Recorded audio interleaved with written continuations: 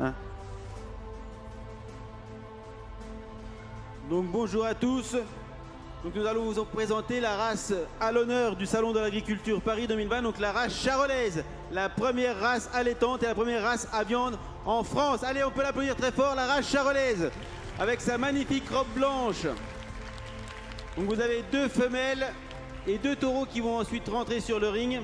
Donc de dignes représentants de la race qui ont évolué dimanche lors de notre concours général. Donc on va vous présenter ces animaux en détail, leurs éleveurs, leur mode d'élevage. On va vous parler un petit peu des concours, l'organisation des concours, comment ils en sont arrivés là, quels sont les critères pour être appréciés sur un concours, quels critères ils doivent avoir en de très bonne force, dans quel secteur ils doivent avoir de très bonne force. Donc on va vous expliquer tout ça. Bon, on va attendre qu'ils fassent un petit tour, il nous manque les 2 taureaux s'il vous plaît. Les voici.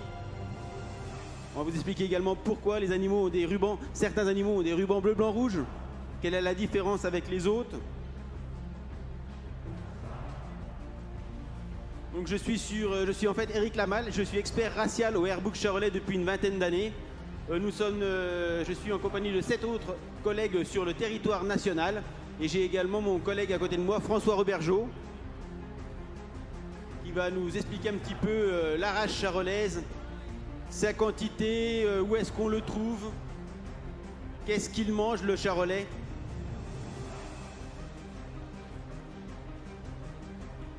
Donc voilà, vous pouvez voir défiler un superbe taureau adulte. Voilà le deuxième taureau adulte. Donc vous voyez 2 taureaux qui ont les rubans bleu, blanc, rouge, qui se sont fait remarquer dimanche lors du concours général.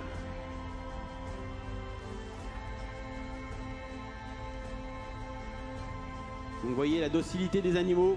Ils arrivent tout doucement, ils sont calmes. Les taureaux qui font 1500-1600 kg, qui marchent très bien, tout en douceur. Pas d'excès de vitesse.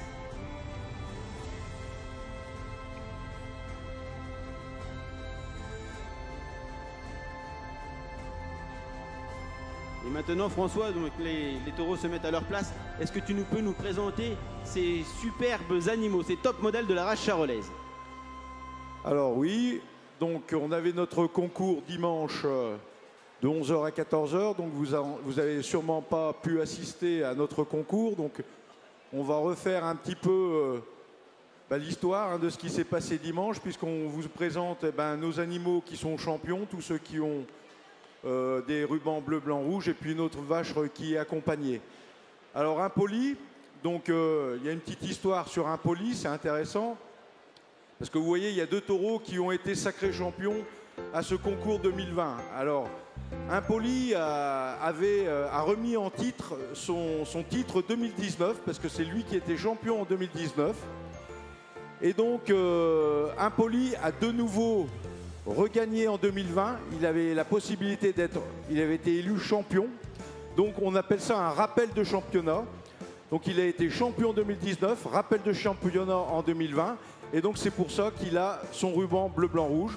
Mais le vrai champion de 2020, donc c'est ce jeune taureau-là, Neptune, qui a 3 ans, parce qu'un Impoli est un peu plus âgé. Hein.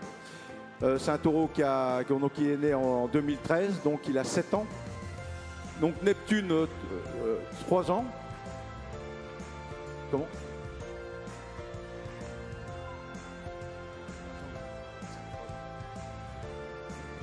Oui, il a 3 ans. À quelque chose près. C'est bien à 3 ans. Donc c'est Neptune qui a 3 ans et qui donc est le champion de l'année 2020. Voilà. Donc lui a remis son titre en jeu. Donc il était sûr de lui, pratiquement. Hein. On n'est jamais sûr, hein, Pierre-Yves. Mais tu pensais que, comme le taureau était en forme, eh bien, il pouvait refaire le titre cette année, et il l'a fait. Et donc pour ça, vous pouvez l'applaudir.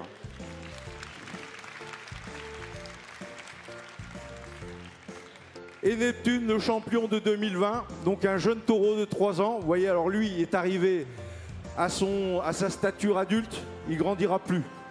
Ça, c'est fini. C'est vraiment un adulte. Là, on a fini totalement la croissance. Donc, dans sa taille et dans ses masses musculaires, il est au top de sa forme. Lui, il a 3 ans. Il va encore faire un petit peu. L'année prochaine, s'il revient ici, il va encore grandir. Parce qu'on a la particularité de les mensurer, de prendre toute leur mensuration. On a fait ça, c'était quand, Pierre? Eh ben, on a fait ça samedi soir. Voilà, juste avant notre concours, on prend les mensurations. Et donc, je suis sûr l'année prochaine que lui, qui a 3 ans, va avoir encore un petit peu plus de stature. Il va grandir encore un peu et il va encore s'étoffer un peu. Alors, vous voyez, c'est déjà un taureau magnifique. Et l'année prochaine, ça sera encore mieux. Pardon François, je te coupe et tu nous as pas dit d'où venait Impoli et d'où nous viennent. Ah oui, c'est vrai. De quel département, de quelle région?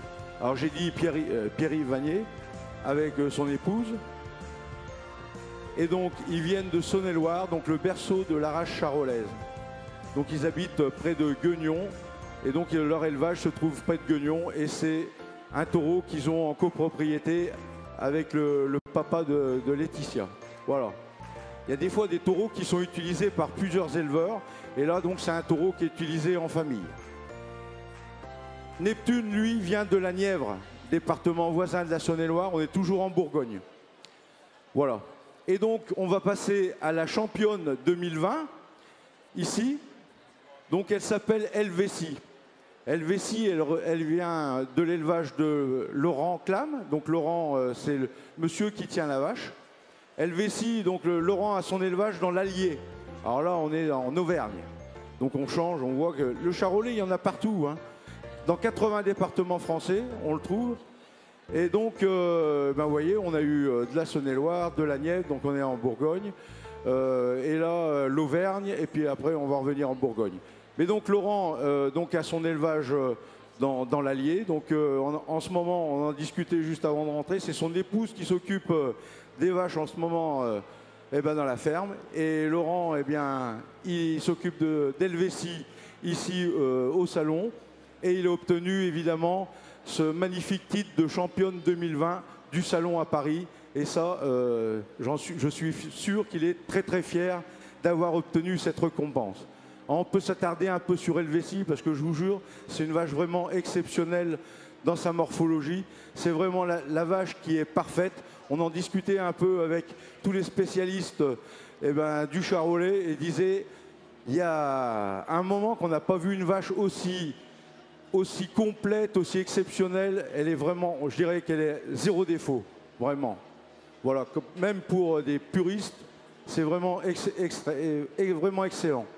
C'est une vache qui a un bon dessus d'épaule, qui a des masses musculaires bien marquées, qui est très longue, qui a une très très bonne tête, qui est vraiment très proche de la race. Et ça, c'est vraiment magnifique. Et puis on va passer à la dernière qui nous a accompagnés, c'est Laurie. Donc Laurie appartient à M. François Lucan. Et M. François Lucan, il est éleveur en Côte d'Or, donc un autre département de la Bourgogne. Voilà, donc notre race, c'est la première race à viande de France. On a un effectif d'environ 1 600 000 vaches. Et nous, l'association, donc le Herbouche Charolais, on s'occupe essentiellement de la sélection de ces animaux. Donc nous, notre travail, c'est d'aller dans les élevages pour aider les éleveurs à conduire leur sélection, leur travail de sélection, puisque ces animaux-là sont destinés à produire des futurs reproducteurs dans les élevages, donc dans les élevages collègues. Et tous les ans, les veaux que vous voyez ici, donc notamment les mâles, sont destinés à faire des futurs reproducteurs dans les élevages. Voilà, c'est un travail qui est très spécifique, avec beaucoup d'applications, beaucoup de soins, beaucoup d'abnégation dans le travail pour arriver à ce niveau-là. Bon, François, tu nous as parlé des concours. Mais alors, comment ça marche un concours? Est-ce que les animaux concourent tous ensemble? Est-ce qu'il y a des sections? Quels postes sont regardés par nos juges élites? Est-ce qu'il y a une formation des juges? Explique-nous un petit peu le déroulement du concours qui a eu lieu dimanche. Comment ça se passe pour une personne novice? Alors, oui, comme vous n'avez pas vu le concours, alors on a commencé par faire des... Donc on appelle ça des sections. Donc ce sont des animaux qui ont le même âge, qui concourent dans la même section.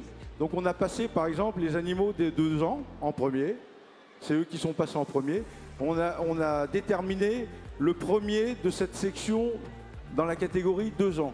Puis après est passé la catégorie 3 ans. Donc les juges ont déterminé le premier de la catégorie 3 ans. Puis on a eu les 4 ans et les plus vieux. Donc on avait en tout, pour les mâles, 4 femelles qui ont fini donc, à la finale et 4 mâles. Et donc ici, on a ceux qui ont fini, les meilleurs, donc les meilleurs de cette sélection, parce qu'il y a déjà eu une sélection avant pour pouvoir accéder à Paris. Donc au départ, on avait 70, 80 animaux qui étaient possibles de venir ici au concours à Paris, et puis on en a choisi 42 pour venir ici. Donc vous voyez, dans toute la France, avec nos 120 000 vaches qui sont inscrites au livre généalogique, on en a choisi 40. Donc on a une énorme sélection. Tous les gens qui sont là, ils peuvent être fiers d'ici, d'être ici, même s'ils n'ont pas été champions. C'est quand même une fierté d'être choisis parmi les 40 animaux ici présents sur les 120 000 que le Airbook dispose. Voilà. Tu me dis François, donc les premiers de section concourus pour le prix de championnat. Alors qu'est-ce qui a fait que Neptune, ici devant nous, a été le champion? Pourquoi lui a été sacré champion? Qu'est-ce qu'il a de plus que les autres? Alors donc il y avait un jury pour les femelles, un jury pour les mâles. Alors dans le jury, il y a un titulaire, donc c'est un juge expérimenté, et puis un jeune éleveur qui fait ses premiers pas dans les concours et donc qui apprend à juger. Après, pour que ces juges soient ici présents, ils ont une formation. Alors vous avez la chance, c'est que ceux qui forment ces juges, vous les avez devant vous, c'est Eric et moi. Et donc on leur fait une formation pour qu'ils puissent bien s'exprimer, qu'ils sachent bien juger. Et donc on peut vous dire exactement pourquoi les juges ont élu Neptune. Donc on regarde, un juge il va déjà regarder, donc on fait tourner les animaux comme on a fait en arrivant. Donc on les fait tourner dans le ring pour savoir s'ils ont une belle démarche. Alors pourquoi une belle démarche? C'est très important. Nos animaux, ils se promènent dans les pâturages pendant tout le printemps, tout l'été, tout l'automne. Donc il faut qu'ils mangent, il faut qu'ils s'abreuvent. Donc on doit avoir de très bons aplombs pour qu'ils puissent bien marcher. Et il faut que, surtout pour un mâle, les aplombs soient solides pour faire la saillie. Donc il faut qu'ils montent sur les vaches. Donc il faut qu'ils soient très solides dans les aplombs. Donc c'est déjà un premier point qu'on regarde. Ça, on le regarde quand il marche. Après, il y a, je dirais, le look, le coup d'œil. Ça, c'est important. Il faut qu'un animal, il attire l'œil. Ça, c'est très important. Alors ce qui fait le coup d'œil, en fait, c'est les proportions des animaux. Il faut qu'un animal soit très bien proportionné entre son avant et son arrière. Je veux dire, il faut qu'il y ait une très belle harmonie. Il faut que la sculpture soit magnifique, qu'elle soit très, très, très jolie, très agréable à l'œil. Ça, c'est très important. Alors après, on va aller dans les détails. La tête, qui doit avoir un mufle large, front large. Ça, c'est les qualités de race avec l'orientation des cornes fines, bien blanches, pas trop grosses, qui vont être en relation avec la qualité de la viande. Qualité de la viande, souplesse de la peau. Donc il y a une corrélation aussi entre la qualité de la viande, le fait que la viande soit tendre quand vous allez l'avoir dans votre assiette, et la souplesse de la peau. C'est très facile à comprendre, ça fait comme vous pensez à une armure. Dans une armure, si vous avez engoncé dans une armure, on ne peut rien mettre de plus. Si vous avez la peau souple, l'animal, je vous ai dit, celui-là, il sera encore plus gros l'année prochaine. Il a la peau très souple, donc il va encore pouvoir exprimer plus de muscles. Voilà. Donc, et puis, toutes ces parties où on retrouve les morceaux nobles, notamment dans le dos, on va trouver le faux filet, ici les entrecôtes, ici on va être dans le rump steak, ici le tendre de tranche, ici le rond de gîte, tous des morceaux donc à griller, des morceaux nobles qu'on aime tous avoir dans son assiette. c'est tout le temps une histoire d'équilibre. La sélection, c'est une histoire d'équilibre. L'équilibre entre les masses musculaires et le potentiel d'être des animaux pour faire des animaux d'élevage. Parce que nos vaches, elles doivent faire des veaux, elles doivent élever des veaux. Toujours dans l'équilibre, jamais dans les extrêmes. Et c'est ça qui fait la beauté d'un animal. D'accord, donc François, tu nous as montré un petit peu les postes de viande, tu nous as dit qu'il était bien proportionné, mais pour arriver à ce stade-là, cette présentation-là, qu'est-ce que mange notre ami, notre cher Charolais, tout au long de l'année? Qu'est-ce qu'il mange? Alors, là, on est en hiver, donc période où les animaux sont entrés en stabulation. Alors, pourquoi ils ne restent pas dehors? C'est simplement pour protéger nos prairies. Donc, c'est des périodes humides, on doit protéger les prairies, éviter qu'elles soient piétinées. Donc on les rentre en hiver. Alors à partir du mois de mars, 15 mars il fait beau, comme là en ce moment il fait plutôt chaud, je pense que vers le 15 mars, ça va commencer à sortir dans les prés, surtout que l'herbe a poussé cet hiver, il faisait très doux, on a l'herbe déjà qui est très verte chez nous, alors que là c'est quand même assez rare, mais là vers le 15 mars elles vont sortir dehors jusqu'à fin novembre, tout le temps dans les prés, donc on aura des lots de vaches, mère veau, les veaux vont encore téter leur mère, ils vont un petit peu manger de l'herbe, et les taureaux avec, dans les lots, pour faire la reproduction. Et puis les taureaux seront enlevés vers le mois de juillet, ils seront séparés des vaches, les veaux seront séparés de leur mère vers le mois d'octobre, septembre, octobre, et voilà. Et on reviendra eh bien, à l'étable en stabulation au mois de novembre, à peu près. Et puis donc, voilà. Donc nos animaux, je vous ai dit tout à l'heure, des aplombs solides parce qu'ils se déplacent dans les prairies. Donc ils passent de mars à novembre dans les prairies. Et des charolais, François, on en trouve qu'en France ou on en trouve ailleurs dans le monde? Alors le charolais a été exporté dans tous les pays du monde. C'est un animal qui s'adapte aussi bien au froid qu'au chaud. Donc on en a au Canada, en Alberta, où on a des températures à moins 40 degrés. On en a aussi dans les pays chauds, puisqu'on en a exporté eh bien, en Afrique, il n'y a pas très longtemps, je me rappelle. On en a évidemment en Europe, partout en Europe. On en a au Portugal, en Espagne, en Italie, dans tous les pays d'Europe. Moi, j'ai fait personnellement le Portugal, l'Italie et la Hollande, où on a fait des prestations dans ces pays-là. Et puis toi, Eric, tu as été dans d'autres pays. Moi, j'ai été dans les pays de l'Est, j'ai fait la Roumanie, la Hongrie. Voilà, donc on en trouve un peu partout, avec des modèles un peu différents suivant les pays, puisqu'on a une race qui a une particularité, c'est qu'on trouve des modèles un petit peu différents dans notre race. On peut avoir des animaux qui sont plus grands, avec moins de viande, et des animaux qui sont beaucoup plus musclés. Et ainsi, on peut s'adapter eh bien, à tout type de production, et suivant les pays. Moi, je me souviens, par exemple, au Portugal, quand j'y allais, on avait des animaux qui étaient beaucoup plus type élevage, mais avec des aplombs excellents, puisqu'ils pâturaient dans les chênes lièges. Donc, on avait une vache pour 50 hectares. Et donc, il fallait des animaux qui avaient des prairies qui faisaient environ 400 hectares. C'est très grand.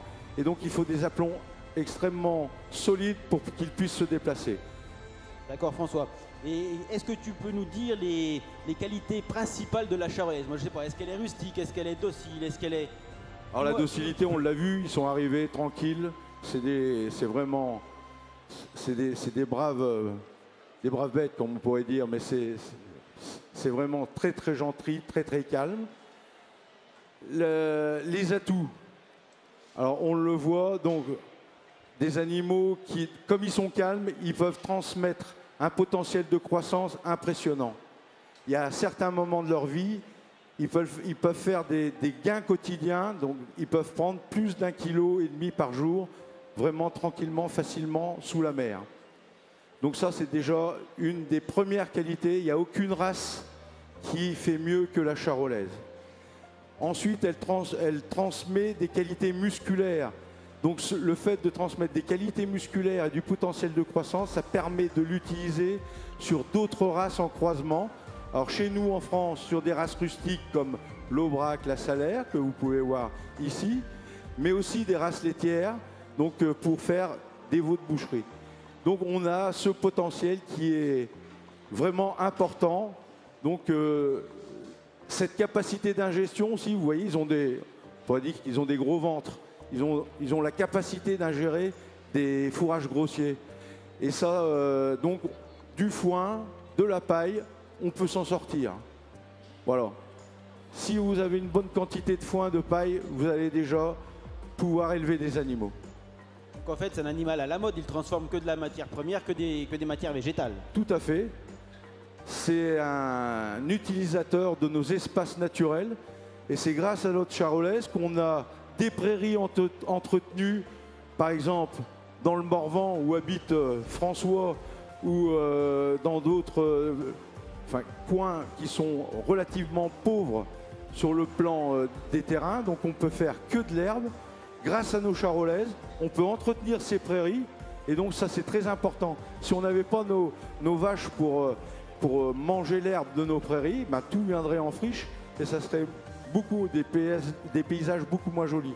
Parce que je pense que quand vous traversez la Bourgogne, ce sont quand même des magnifiques paysages avec des haies bien taillées, des prés entourés de haies. C'est vraiment magnifique. Et un petit titre d'information, combien ça peut peser un animal comme celui-ci?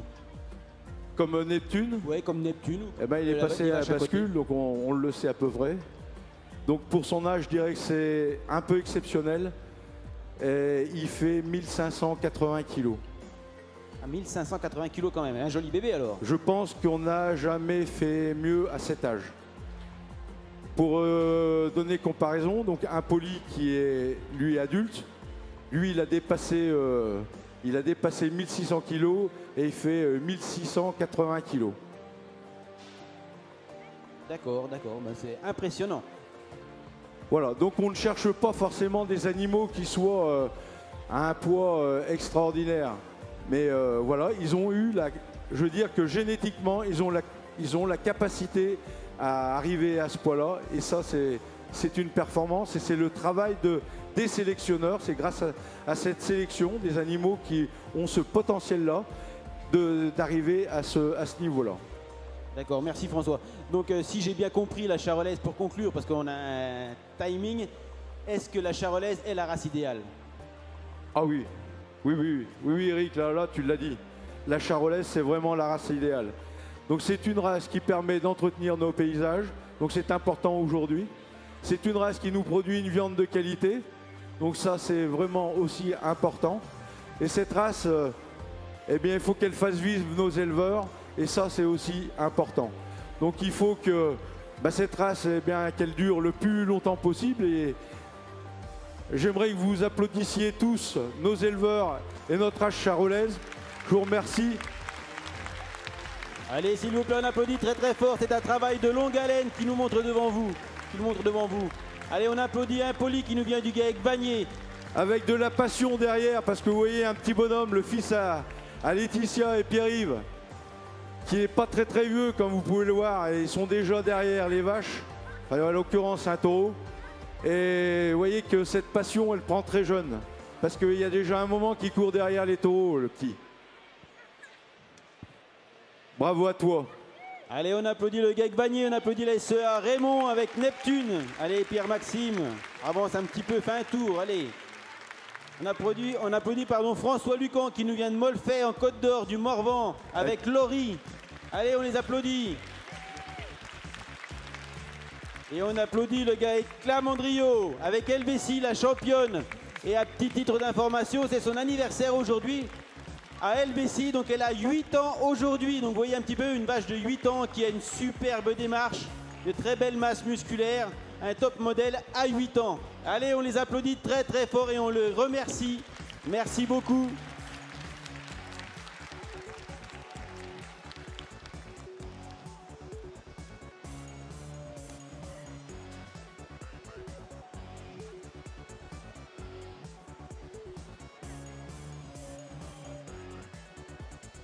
Voilà, c'est une répétition de dimanche. Un dimanche, Neptune était à cette position-là.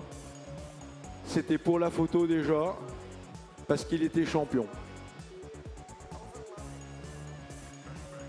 Il paraît que d'être champion, on y prend goût, donc à mon avis, c'est ça. Ouais, Pierre-Maxime, fais attention que les limaces ne montent pas dans... Voilà, tout le monde est fier quand on arrive sur le podium, c'est vraiment une fierté. Allez, bravo à vous.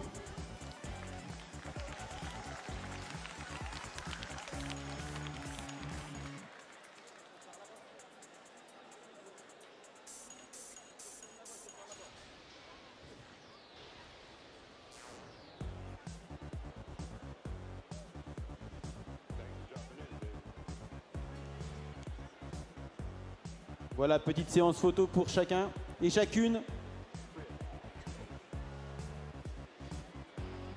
Et d'ici quelques minutes, vous aurez la remise des trophées des jeunes pointeurs. Et on gardera LVC comme support. Donc la championne de Paris restera pour la remise des prix.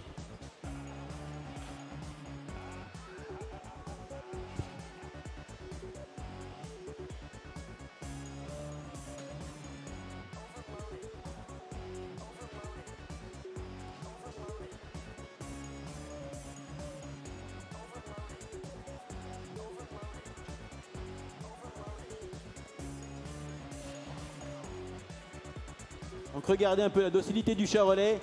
C'est le fils à Pierre-Yves qui a une dizaine d'années qui emmène un molosse de 1670 kg. Vous voyez, un pépère tranquille.